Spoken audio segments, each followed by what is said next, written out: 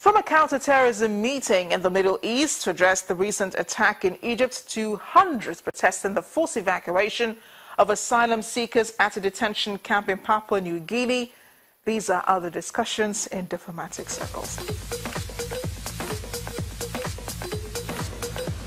Saudi Arabia's Crown Prince Mohammed bin Salman has condemned the attack of an Egyptian mosque on Friday that killed more than 300 worshippers, saying it would galvanize an Islamic military coalition. He made the comment at a summit of the Islamic Counterterrorism Alliance, which convened in Riyadh, where top defense officials from some 40 Muslim-majority countries met. Founded 2 years ago, the coalition has yet to take decisive action, but officials have described it as a grouping that would allow member states to request or offer assistance in fighting those they designate terrorists. Prince Mohammed, who also serves as defense minister for the country, said the biggest threat from terrorism was not just the killing of innocent people, but the tarnishing of the reputation of Islam. Meanwhile, videos posted on the internet on Sunday appear to show the aftermath of airstrikes on the town of Douma and Mizraba in Syria's eastern Ghouta. People could be seen rushing to help the injured in what was said to be Mizraba and Douma. Another clip published online appeared to show plumes of smoke rising from a location said to be in Mizraba that had been targeted in an airstrike. The Syrian Observatory for Human Rights says 8 people were killed in Douma and Mizraba, with a total of 23 killed across eastern Ghouta, the last major rebel stronghold near the capital Damascus, and that it expected the death toll to rise. Staying in the Middle East, the upcoming Geneva talks on Syria will focus on discussing elections and constitution for Syria, according to the Deputy UN Special Envoy to Syria in Damascus.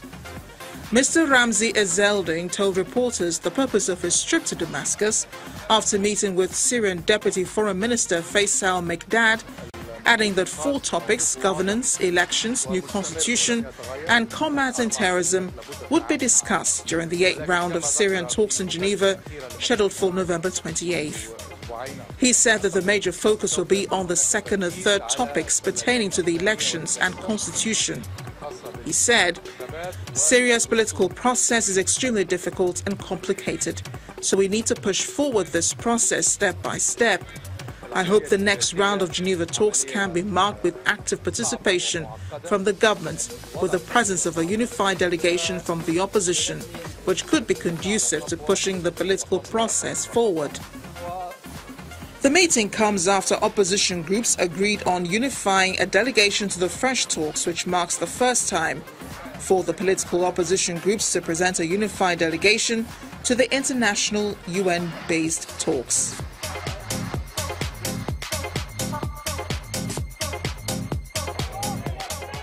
Hundreds of protesters gathered in Melbourne, Australia on Sunday in support of asylum seekers being held in transit centres on Manus Island on Papua New Guinea. They held banners and chanted while facing a large police presence in the city's CBD intersection of Flinders and Swanston streets, where they blocked traffic. Australia closed the Manus Island detention centre on October 31st after it was declared illegal by a Papua New Guinea court. But the asylum seekers refused to leave the transit centres, saying they feared for their safety. They start shoving me, so I tell them that I'm a photographer, just doing my job, and that I'm also live streaming it. And then they smash my camera into my face. Look at these men in their military gear, like American police. This does not belong on Victoria or Australia's streets. The police are here to protect us from wrongdoing, not to oppress us and to make refugee activists look like bad guys. Local police cleared the remaining inmates from the shuttered detention complex on Friday, ending a 3-week protest, which started with some 600 people surviving on rainwater and smuggled food and supplies.